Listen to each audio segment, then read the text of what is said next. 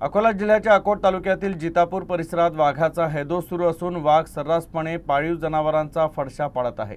यातच पुन्हा वाघाने एका शेतकऱ्याच्या गायीची शिकार केल्याने गावात भीतीचं वातावरण आहे। अकोल्याच्या अकोट तालुक्यातील जितापूर परिसरात वाघाचा अक्षरशः हैदोस झाला आहे।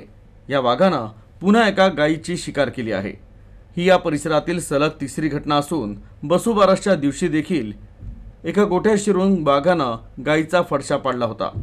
वाघाच्या सततच्या हल्ल्यांमुळे गावकऱ्यांमध्ये भीतीचं वातावरण पसरलं आहे, तर पालकांनी लहान मुलांना घराबाहेर जाण्यास मनाई केली असून गावात भीती पसरली आहे। मात्र एवढ्या घटना घडूनही वन विभागाने कोणतीही ठोस कारवाई न केल्याचा आरोप नागरिकांनी केला आहे। केवळ नुकसान भरपाईच्या नावाने आश्वासनं देऊन आणि कागदी पंचनामे करून वन विभाग नागरिकांची बोळवण करत आहे।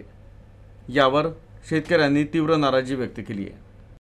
माझं गावाला लागूनच आकर आहे, तिथं माझे रात्रीच्या वेळेस ढोरं वगैरे बांधलेले असतात आणि आता या काही दिवसात 8-10 दिवस म्हणजे दिवाळीच्या दिवशी सुनील माधवराव मंगळे यांची गाय वाघानं शिकार केलेली आहे।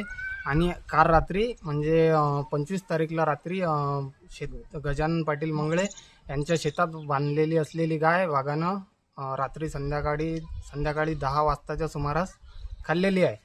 आता आमचं लक्ष म्हणजे आमचा जीव मुठीत घेऊन आम्ही हे जे शेती वगैरे आम्हाला रात्रीची लाईन वगैरे प्रोव्हाइड करतात। समजा आता आम्हाला रात्री शेतात वगैरे जाण्याचं सुद्धा काम पडते आणि फॉरेस्ट ऑफिसर फॉरेस्टवाले याबद्दल काही प्रतिक्रिया म्हणजे येतात, पंचनामा करतात आणि फक्त लेखी करून ते कागद तिकडे नेऊन पेटून देतात। आम्हाला काही पूरक मदत भेटलेली नाही आहे।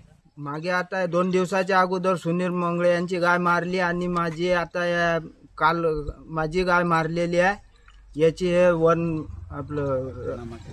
याचा पंचनामा केलेला आहे। आता हे मदत कधी मिळणार आहे त्याची मागं मदत मिळाली नाही आम्हाला, आता याची पण मिळते की नाही हे